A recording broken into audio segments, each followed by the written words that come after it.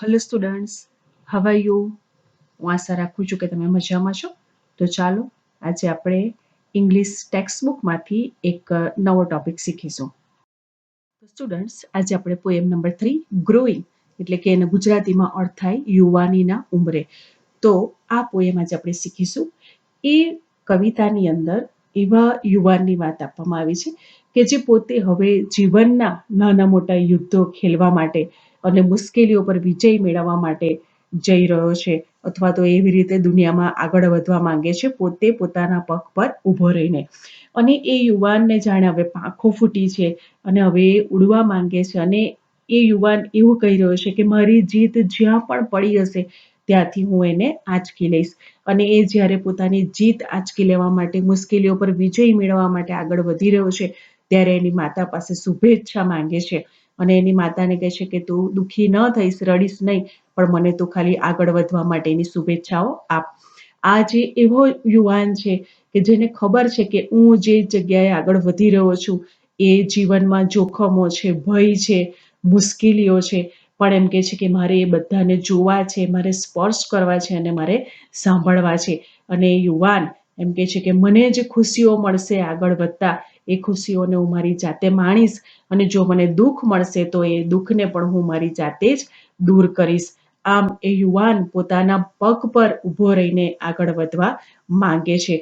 એને પોતાનું વિશ્વ જાતે શોધવું છે, એના સ્વપ્નોને હવે એને સાકાર કરવા છે, અને આગળ દુનિયામાં એને પોતાનું સ્થાન કંડારવું છે, અને પોતાની જાતને એને ઘડવી છે.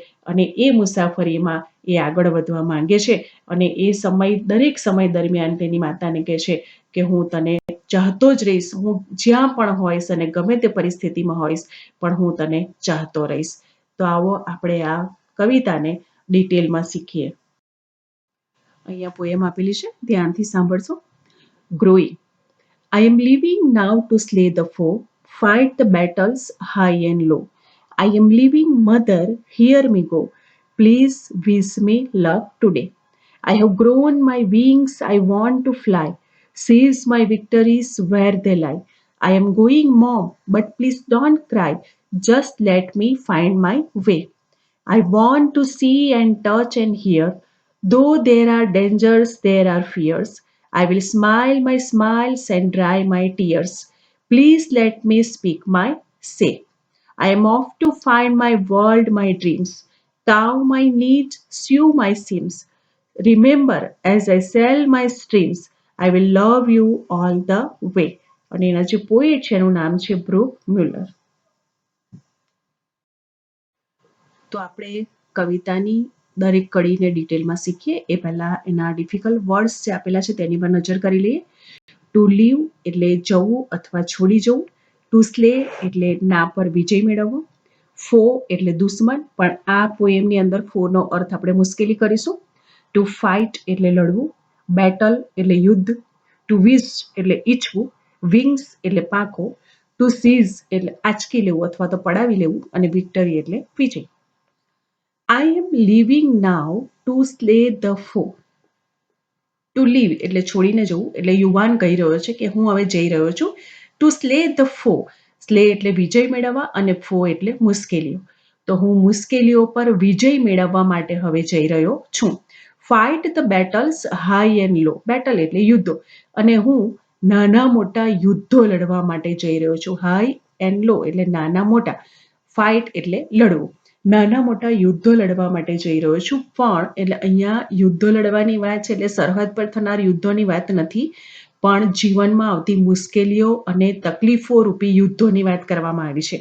એટલે એ લડવા માટે હું જઈ રહ્યો છું. I am living, mother hear me go. અને એને યુવાન એની માતાને કહે છે કે માં મને સાંભળ, હું જઈ રહ્યો છું. Please wish me luck today. વિશ એટલે શુભેચ્છા, તું મને આજે શુભેચ્છાઓ આપ. આગળ જોઈએ. I have grown my wings, I want two fly. Wings એટલે કે પાંખો, અને યુવાન કહે છે કે મારી હવે પાંખો ફૂટી છે. ગ્રોન માય વિંગ્સ એટલે મને પાંખો ફૂટી છે. આઈ વોન્ટ ટુ ફ્લાય એટલે મારે હવે ઉડવું છે, હું ઉડવા માંગુ છું. Sees my victories where they lie. Sees એનો અર્થ થાય આંચકી લેવું, અને વિક્ટરી એટલે વિજય. મારા વિજય અથવા તો મારી જીત જ્યાં પણ પડેલી છે ત્યાંથી હું એને લઈ લેવા માંગુ છું. ટુ લાય, લાય એટલે પડેલું હોવ. I am going mom but please don't cry. અને એની માતાને કહે છે, માં હું જઈ રહ્યો છું પણ તું રડીશ નહીં. Just let me find my way. Way એટલે રસ્તો. મને મારો રસ્તો શોધી લેવા તે. એટલે આ યુવાન એ મુશ્કેલીઓ પર વિજય મેળવવા માટે, જીવનમાં આગળ વધવા માટે, એની જીત મેળવી લેવા માટે આગળ જઈ રહ્યો છે અને એની માતાને કહે છે કે તું રડીશ નહીં, દુઃખી ન થઈશ, મને ફક્ત શુભેચ્છાઓ આપ.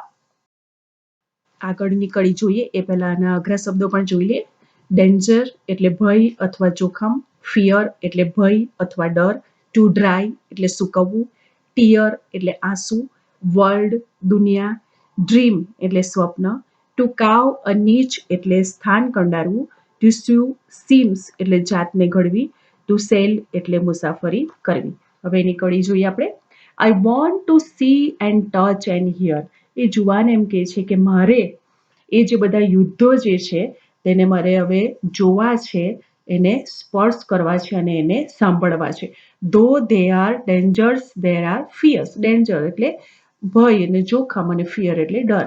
એમ કે છે કે મને ખબર છે કે ત્યાં જોખમો છે અને ભય છે, પણ મારે એને જોવા છે, એને સ્પર્શ કરવા છે અને સાંભળવા છે. મતલબ કે મારે અનુભવ કરવો છે.